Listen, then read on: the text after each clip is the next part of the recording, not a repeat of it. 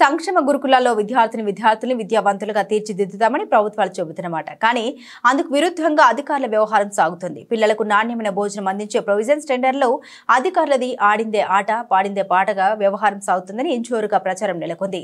ఉమ్మడి వరంగల్ జిల్లాలో ఉంది. ఎన్నో ఏళ్లుగా ఎంజేపీ గురుకులాల్లో తిష్టవేసిన బడా కాంట్రాక్టర్లు నాసిరకం వస్తువులు సరఫరా చేసి విద్యార్థిని అనారోగ్యం పాలు చేస్తున్నారు. అలాంటి ఓ బడా కాంట్రాక్టర్లకు మళ్లీ ప్రొవిజన్స్ టెండర్లు కట్టబెట్టినట్లు జోరుగా ప్రచారం సాగుతున్న నేపథ్యంలో మా A6 ప్రతినిధి హరికృష్ణ మరింత సమాచారం అందిస్తారు.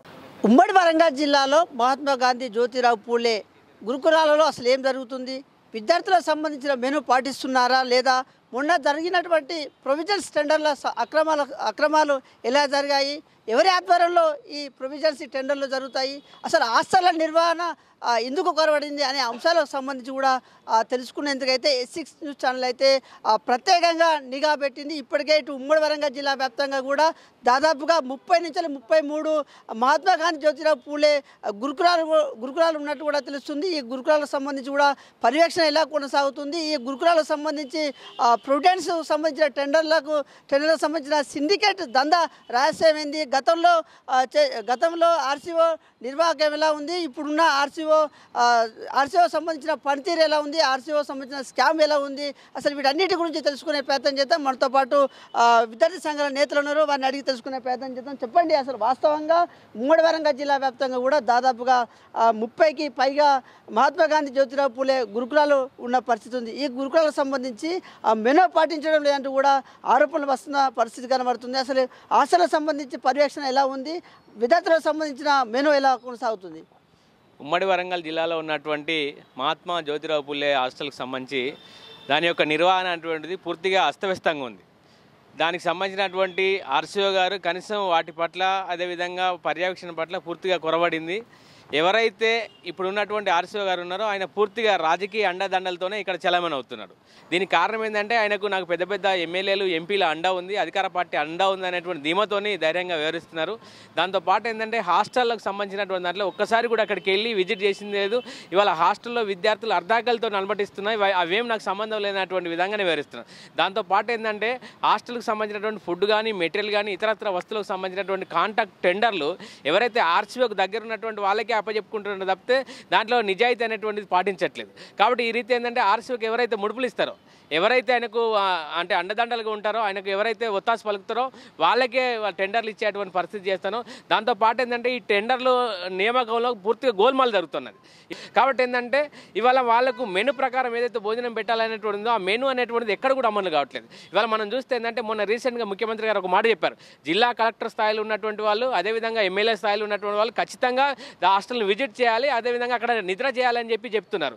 కాబట్టి వీళ్ళు నిద్రకి వెళ్ళిన సందర్భంలో కావచ్చు, విజిట్ చేయడానికి వెళ్ళిన సందర్భంలో ఈ యొక్క అక్రమాలు అనేటువంటిది బయటపడుతుంది. అక్రమాలు అనేటువంటిది ఖచ్చితంగా బయటపడతాయి. మేము ఒకటే కోరుతున్నాం, ఆర్సీఓ గారు మీరు ఇక్కడ ఏ హాస్టల్ కానీ వెళ్ళినటువంటి దాఖలాలు ఉన్నాయా? మేము ఒకటే చెప్తున్నాం, మన రేగొండ మండలం సంబంధించి గతంలో అక్కడ ఉన్నటువంటి ఎంపీపీ కావచ్చు, ప్రజాప్రతినిధులు కానీ వెళ్ళిన సందర్భంలో బాహాటంగానే బయటపడ్డది. అక్కడ నాసిరకమైనటువంటి భోజనం ఉందనేటువంటిది, నాణ్యత పాటించట్లే అనేటువంటిది, విద్యార్థులకు పెట్టాల్సినటువంటి వస్తువులు కూడా పెట్టట్లే అనేటువంటిది బాహాటంగానే బయటపడ్డది. గతంలో ఉన్నటువంటి గండ్ర వెంకటరామరెడ్డి ప్రత్యక్షంగా చెప్పిండు. అంటే విద్యార్థులకు ఒక బాగోగులు పట్టించుకోవట్లేదు, వాళ్ళకి సంక్షేమాన్ని చూడట్లేదని చెప్తున్నారు. మేము ఆర్సీఓ గారిని ఒకటే విజ్ఞప్తి చేస్తున్నాం, మీరు టెండర్లే కాదు అక్కడ మన గురుకులాలకు సంబంధించినటువంటి కాంటాక్ట్ లెక్చరర్కి సంబంధించింది మొన్న సైదులు గారు దాని ప్రిన్సిపల్ సెక్రటరీ గారు ఒక జీవో ఇష్యూ చేశారు. ఇప్పుడున్నటువంటి వాళ్ళని కొనసాగించండి, వాళ్ళని తీసేయద్దని చెప్తే ఇప్పుడున్నటువంటి ఆర్సీఓ గారు ఏం చేసినంటే వాళ్ళని డెమోల పేరుతోని గత కొన్ని సంవత్సరాల నుంచి పనిచేస్తున్నటువంటి కాంట్రాక్ట్ లెక్చరర్స్ ఎవరైతే ఉన్నారో వాళ్ళని డెమోల పేరుతో ఏంటంటే వాళ్ళని తొలగించి కొత్త వాళ్ళను ఎవరైతే ఈయనకు అనుకూలంగా ఉన్నటువంటి వాళ్ళు ఎవరైతే ఉన్నారో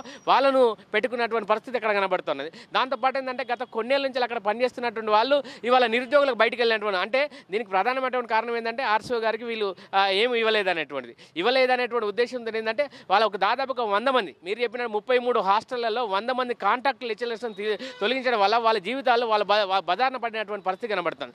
అంటే ఇక్కడ ఉన్నటువంటి ఆర్సీఓ గారు ఇష్టానుసారంగా వివరిస్తున్నారు. ఆయన ఆడిందే ఆట పాడిందే పాట అనేటువంటి విధంగా వివరిస్తున్నారు. కాబట్టి ఆయనను ఇక్కడి నుంచి తక్షణమే విధుల నుంచి తొలగిస్తేనే ఇక్కడ ఉన్నటువంటి గురుకులాలకు రక్షణ ఉంటుందని చెప్పి మేము కోరుతా ఉన్నాం.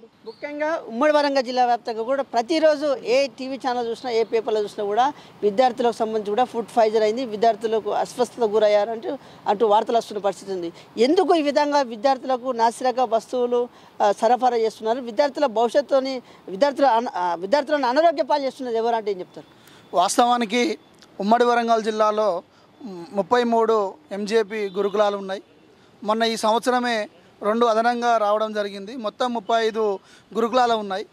వాస్తవానికి ఈ గురుకులాలు కూడా అన్నీ కూడా ప్రతి ఇయర్ కూడా కలెక్టర్ గారి సమక్షంలో టెండర్లు వేసి ఆ కొటేషన్ చూసి టెండర్లు ఉపయోగించాల్సిన అవసరం ఉంది. కానీ ఇక్కడ ఉన్నటువంటి ఆర్సీఓ మనోహర్ రెడ్డి గారు వారికి ఎవరు కమిషన్లు ఇస్తారో వారిని మెప్పు చేసుకొని వారి దగ్గర ముడుపులు తీసుకొని అదే కొటేషన్ బాగుందని చెప్పి అడిషనల్ కలెక్టర్ గారు కానీ వీరికే ఇవ్వాలని చెప్పి పై అధికారులకు ఒత్తిడి తీసుకురావడం ద్వారా ఇక్కడ ఉన్నటువంటి బడా కాంట్రాక్టర్లందరూ కూడా ఇక్కడ కాంట్రాక్టర్ తీసుకొని పేదవాళ్లకు అధికారులకు ప్రభుత్వానికో మంచి మంచి ఫుడ్ని ఇస్తాము మంచిది ఇస్తామని చెప్పి చెప్తా ఉన్నారు. కానీ కిందికి వచ్చేసరికి చాలా అసలు తినలేని పరిస్థితిలో ఉంటున్నారు. ఆ కలెక్టర్ గారు కూడా చాలాసార్లు ఇక్కడ పర్యవేక్షణ జరిగింది.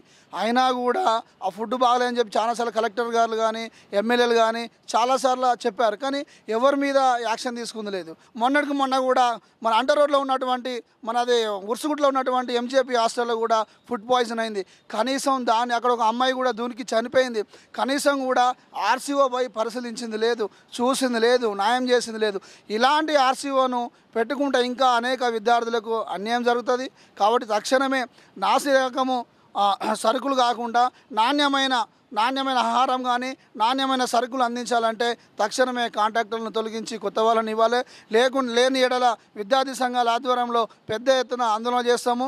తక్షణమే ఉన్నటువంటి ఆర్సీఓను సస్పెండ్ చేయాలని చెప్పి సందర్భంగా కోరుతున్నాం. ముఖ్యంగా ఈ గురుకులాలకు సంబంధించి కూడా ఎందుకు తనిఖీలు చేయడం లేదు? ఎందుకు ఈ గురుకులాలకు సంబంధించి సిండికేట్ దందా అసలు రహస్యమైంది? సిండికేట్ దందా ఎట్లా జరుగుతుంది? వాస్తవానికి ఇక్కడ ఉన్నటువంటి ఆర్సీఓ మనోహర్ రెడ్డి అగ్రకులానికి చెందిన వ్యక్తి. కింద పనిచేసే వాళ్ళందరూ కూడా గురుకులాలు పనిచేసే ఎస్సీ ఎస్టీ బీసీ మైనారిటీ వాళ్ళు పనిచేస్తూ ఉన్నారు. వారిని అజమాషి చెల్లించి వాళ్ళని బెదిరించి నేను పెట్టిందే తినాలని నేను పంపించిందే ఉండాలని చెప్పి బెదిరించి ఇక్కడ పనిచేపిస్తూ ఉన్నాడు ఆర్సీఓ. కాబట్టి ఫస్ట్ ఆర్సీఓను సస్పెండ్ చేస్తే నాసిరకమైన భోజనం అంతది. వాస్తవానికి అంత ఆర్సీఓ కావాలని చేస్తున్నాడు. ఈ సిండికేట్గా వాళ్ళు ఇచ్చేటటువంటి కాంట్రాక్ట్లో వాళ్ళు ఇచ్చేటువంటి డబ్బులో ఆ కాంట్రాక్ట్ తీసుకునే వాళ్ళు కమిషన్ తీసుకుంటున్నాడు. ఈయన ఒక పక్క ప్రభుత్వం కోట్లాది రూపాయలు ఖర్చు చేస్తుంది. ఇటు గురుకులాలకు సంబంధించి కూడా విద్యార్థులకు మెరుగైన విద్యతో పాటు నాణ్యమైన భోజనాన్ని అందిస్తున్నామంటూ కూడా ప్రభుత్వం చెప్తుంది. కానీ కింది స్థాయికి వచ్చేసరికి అధికారులు అయితే పట్టించుకున్న పరిస్థితి లేదు. ఈ విధంగా ఏదైతే టెండర్లకు సంబంధించి కూడా అక్రమాలు జరుగుతున్నాయి. వారికి కావాల్సిన వారి దగ్గర ముడుపులు తీసుకొని టెండర్లు అప్పచెప్తున్న పరిస్థితి ఉంది. దీన్ని అన్నింటినీ ఎట్లా చూస్తారు మీరు హాస్టల్కి సంబంధించి? అంటే ఏదైతే ఆర్సీఓ గారు ఉన్నారో తను అంటే పైసలకు అమ్ముడు పోడు తప్ప, లేకుంటే ఎవరైతే ముడుపులు ఇస్తారో వాళ్ళకి తప్ప ఇక్కడ న్యాయం జరుగుతుంది. ఈరోజు అధికార పార్టీయా ప్రతిపక్షమా కాదు, మనకు కావాల్సింది ఏంటిది? తెలంగాణ రాష్ట్రంలో ఉన్న విద్యార్థులందరూ బీసీ ఎస్సీ ఎస్టీ మైనారిటీ సంబంధించిన విద్యార్థులు కాబట్టి వాళ్ళ పక్షాన కొట్లాడేందుకు విద్యార్థి సంఘాలు కావచ్చు, యువజన సంఘాలు కావచ్చు, రాజకీయ పార్టీలు అందరూ ఏకమైతుంది. ఈరోజు వాళ్ళ విద్యార్థులందరికీ నాణ్యమైన మన భోజనం కల్పించవలసి వస్తుంది. గతంలో 4వ నెలలో ఏదైతే ప్రొవిజన్ కాంట్రాక్టులు ముద్రు అని ఒక వార్త ఇవన్నిట్లో వచ్చింది. అంటే ఇంత జరిగినప్పటికీ కూడా ఇక్కడ ఎందుకు అధికారులు స్పందిస్తలేరు? ఇప్పుడు మనం చూసుకుంటే చింతగడ్డ జయగిరిలో ఎంజేపీ స్కూల్ ఏదైతే ఉందో అక్కడ 7 గంటలకు పెట్టే టిఫిన్ 9 గంటలకు పెడుతున్నారు. అంటే ఏంటిది? మేము ఏ కాంట్రాక్టర్ అయితే అక్కడ కాంట్రాక్ట్ తీసుకున్నాడో వాటిని 10 గంటలకు వచ్చిన పెట్టిన తినాలి, 11 వచ్చిన తినాలి అనే ఒక ధైర్యంతో ఉన్నారు. కానీ మరి వాళ్ళ 7 గంటలకు పెట్టకపోతే టిఫిన్ చిన్న పిల్లలకు మరి వాళ్ళకు ఎలాంటి అనారోగ్య సమస్యలు వస్తాయని మరి ఏ రోజున ఆర్సీఓ గమనించిండా? అదే నీ ఇంట్లో అలాంటి వ్యవస్థ 7 గంటలకు టిఫిన్ పెట్టకపోతే నువ్వు ఊరుకుంటావా? అంటే ఏదైతే ఆర్సీఓ గారు ఉన్నారో ఇప్పటికైనా వాళ్ళు తన విద్యార్థులు అందరూ తన పిల్లలకు భావించి ఇక్కడ జిల్లా కలెక్టర్ గారు కావచ్చు, ఇక్కడ ఉన్న అధికారులు అందరూ స్పందించి ఒకసారి అన్ని విజిట్ చేస్తే అసలు ఏం జరుగుతున్నది? ఈరోజు మన ఆర్సీఓ ఆఫీస్ చూస్తే షాంపేట అవతల ఉంటుంది. అంటే అక్కడ ఏదైతే ఆర్సీఓ ఆఫీస్ ఉందో అది కూడా కలెక్టర్ కార్యాలయంలో పెడితే మాత్రమే ఈరోజు కలెక్టర్ పర్యవేక్షణ జరుగుతుంది. కాబట్టి వీళ్ళకి భయం ఉంటుంది. ఈరోజు ఎక్కడెక్కడో ప్రతి ఒక్క గవర్నమెంట్ ఆఫీస్ మనం చూసుకున్నట్లయితే ఊరు తిరుగుతో పెట్టేసరికి కలెక్టర్ మా దగ్గరికి వస్తారా, మా దగ్గరికి వచ్చి విజిట్ చేస్తారని ఒక ధైర్యంతో ఉన్నారు. కాబట్టి ఇప్పటికైనా ఈ ఆఫీసెస్ అన్ని తీసుకొచ్చి ఒక దగ్గర పెట్టి ఏదైతే వాళ్ళు డైలీ వైజ్ వారానికి ఒకసారి వీళ్ళు రివ్యూ మీటింగ్ పెట్టుకొని మీరు ఈరోజు ఏం చేసినారని చూడాలి. నైట్ ఇన్స్పెక్షన్కి వెళ్ళాలి. అంటే ఏదో వీళ్ళు ముందే పేపర్ ప్రకటన కాకుండా సడన్ విజిట్ చేస్తే మాత్రం వీళ్ళ సమస్యలు బయటపడుతుందని సందర్భంగా తెలియజేస్తున్నాం. ముఖ్యంగా ఏదైతే ఇటు ఎంజేపీ గురుకులాలకు సంబంధించి కూడా అసలు ఈ సిండికేట్ రహస్యం ఏంది, ఈ సిండికేట్ ప్రొవిజన్స్ కాంట్రాక్ట్ సంబంధించి కూడా పాత వారికి ఇవ్వడం వెనకాల అధికారుల ఆంతర్యం ఏమిటంటే మీరు ఏం చెప్తారు? అంటే మొదటగా ఈ విషయంలో మనం తప్పుపట్టిన వ్యక్తులు ఎవరంటే ముందుగా పాలకులను. ఎందుకంటే పాలకుడు అనేటువంటి వ్యక్తి ఏ విధంగా అయితే ప్రజాపాలకుడు ఉంటారో అదేవిధంగా ప్రభుత్వం ఏ విధంగా అయితే ఉంటుందో, ఏ విధంగా అయితే మనం సాధారణంగా సామాన్యంగా ప్రజలు ఏ ప్రభుత్వాలు అయితే పేద ప్రజల కోసం ఉచిత విద్య వైద్య ఉపాధి కోసం పనిచేస్తాయి ఆ ప్రభుత్వాలు చరిత్రలో నిలిచిపోతాయి. ఆ ప్రభుత్వాలు ఈ పేద ప్రజల కోసం ఈ పేద బడుగు బలైన వర్గాలకు సంబంధించినటువంటి బీసీ గురుకుల పాఠశాల ఈ గురుకుల పాఠశాల సంబంధించిన విద్యార్థుల కోసం మొదటిగా ఈ పాలకులు ఈ పాలన అదేవిధంగా ఈ ప్రభుత్వం పనిచేయకపోవడం మొదటిగా సిగ్గుచేటు.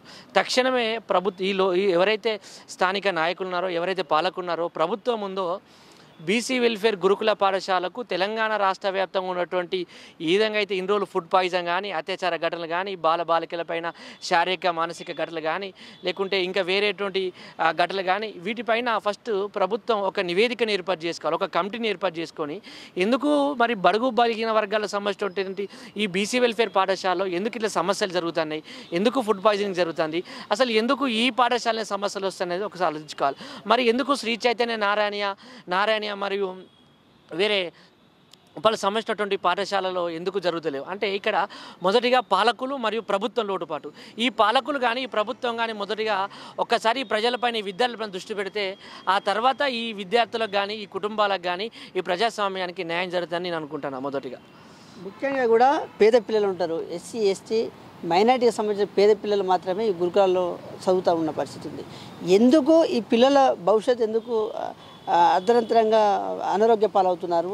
ఇటు ఏదైతే బడా కాంట్రాక్టర్ ఎవరైతే ఉన్నారో ఇటు ప్రొవిజన్సీ టెండర్ తగ్గించుకున్న వారు ఇటు నాసిరకం సరుకులు పంపిణీ చేస్తున్నారంటూ కూడా అనేక సార్లు కూడా ఆరోపణలు వస్తున్న పరిస్థితి ఉంది. ఎందుకు అధికారులు ఈ కాంట్రాక్టర్ పైన చర్యలు తీసుకోరు? ఎందుకు అధికారులు ఆ గురుకులాలకు సంబంధించి కూడా తనిఖీలు ఎందుకు చేపట్టడం లేదు? అంటే ఇక్కడ చాలా క్లుప్తంగా అర్థమయ్యే విషయం ఏంటంటే ఎందుకు కాంట్రాక్టర్ల పైన ఎందుకు వీళ్ళపైన అంటే వాళ్ళు ఎవరైతే అధికారులు ఎందుకు చర్యలు తీసుకున్నారంటే ఎంతో కొద్దిగా ముడుపు వీళ్ళ చేతికి ముడుతుంది కాబట్టి ఈజీగా చాలా సింపుల్గా ఇక్కడ వీళ్ళు ఎవరైతే ఇక్కడ తప్పుదో పట్టిస్తున్నారో వాళ్ళపైన చర్యలు చేపట్టలేదు. అందులో మరి ఒకటి ఈ ప్రభుత్వం ముఖ్యంగా పేద బడుగు బలహీన వర్గాల ప్రజలు ఉన్నత విద్యావంతులుగా మేధో వర్గానికి సంబంధించిన వ్యక్తులుగా ఒక సైంటిస్టుగా ఒక జియోగ్రాఫిస్ట్గా ఒక జియాలజిస్ట్గా ఒక ఆఫీసర్గా ఒక ఈ దేశాన్ని లేకుంటే ఈ ప్రాంతాన్ని ఒక పాలకునిగా తయారు చేయడం ఆలోచనలో ఈ ప్రభుత్వం లేదు.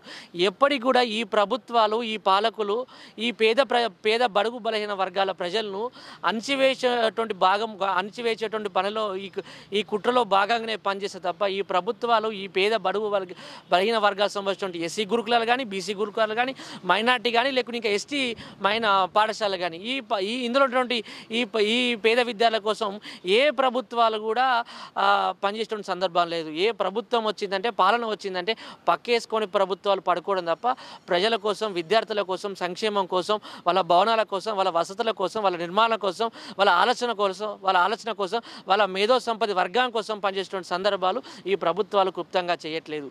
కాబట్టి ఈ ప్రభుత్వాలు ప్రజలు బొందబెట్టేటువంటి సమయం కూడా దగ్గరికి రాబోతుందని తెలియజేస్తున్నాను.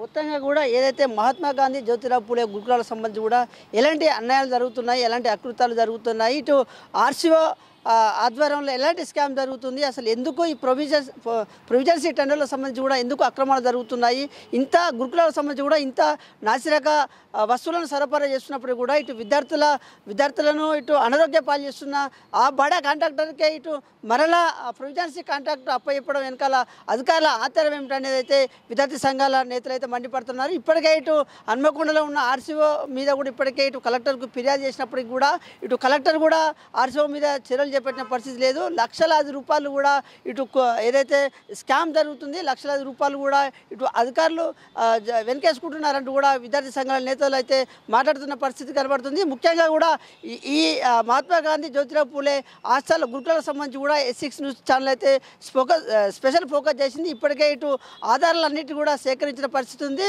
మరో S6 న్యూస్ అందిస్తున్న స్టోరీలు అయితే ఇటు మహాత్మా గాంధీ జ్యోతిరావు పూలే హాస్టల్ నిర్వహణ సంబంధించి ఏ విధంగా నిర్వహణ కొనసాగుతుంది, ఏ విధమైనటువంటి మెను ఏదైతే మెను ప్రకటిస్తున్నారు, ఏ విధంగా ప్రొవిజన్స్ టెండర్లకు సంబంధించి అక్రమాలు జరిగాయి, ఎవరెవరి ఆధ్వర్యంలో ఈ అక్రమాలు జరిగాయి, ఎవరికి ఎంత వెనకేసుకున్నారు అనే అంశాలకు సంబంధించి కూడా రానున్న రోజుల్లో అయితే S6 న్యూస్ ఛానల్ అయితే బయటపెట్టే ప్రయత్నం అయితే చేస్తుందని చెప్పవచ్చు. Video journalist Ramesh sir Krishna, S6 news, Warangal.